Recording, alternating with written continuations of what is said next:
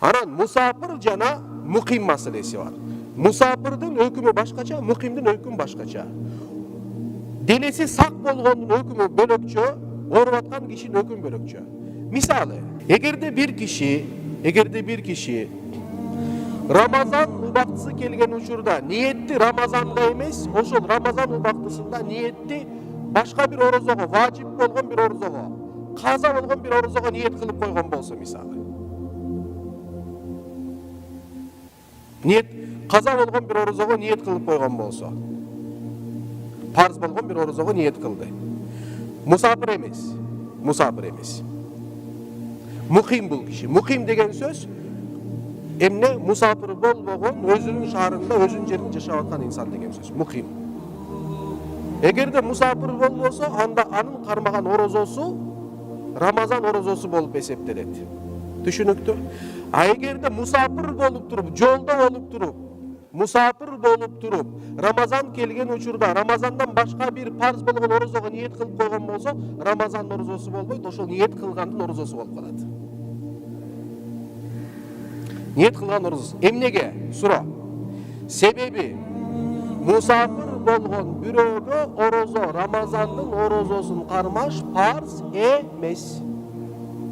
Түшүнүктүүбү?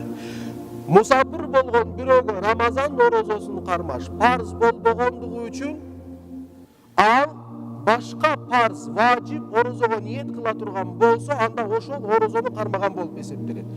Бунун эмне пайдасы бар деп айтышыңар мүмкүн. Эмне пайдасы бар? Пайдасы бул жерде. Эмнеси пайдасы бар? Пайдасы бул жерде.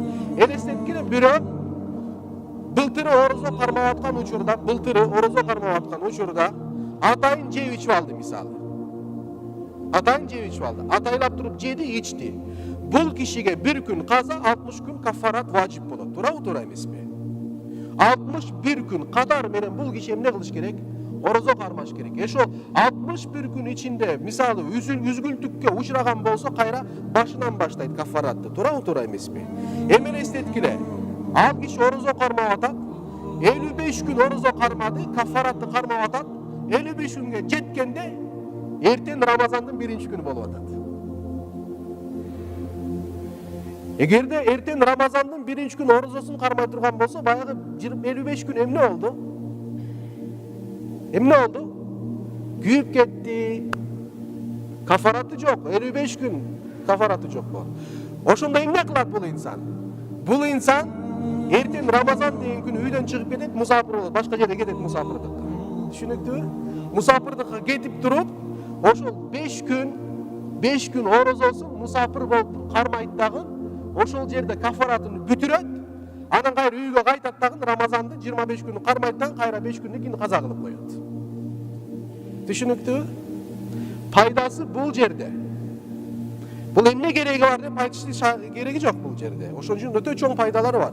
Алымдардын айткан ар бир ибарасында, ар бир сөздөрүндө адам баласына кыйынчылыкка дуушар болгон учурда шарий жагынан бир жеңилдиктер бар ал жерде.